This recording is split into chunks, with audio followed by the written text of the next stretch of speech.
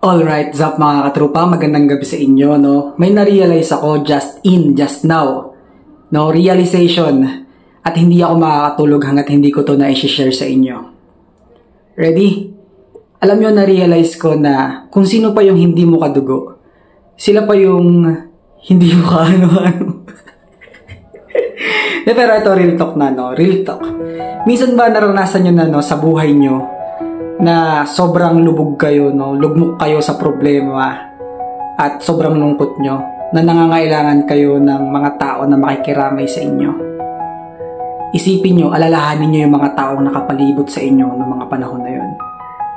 No, minsan, yung pagiging pamilya, hindi lang yan nasusukat sa pagiging magkadugo o magkaapelyido.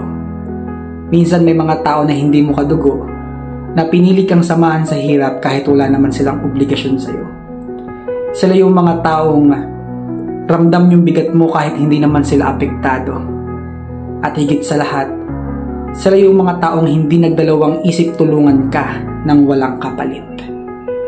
Yun lang mga katrupa, na-realize ko lang. Peace out.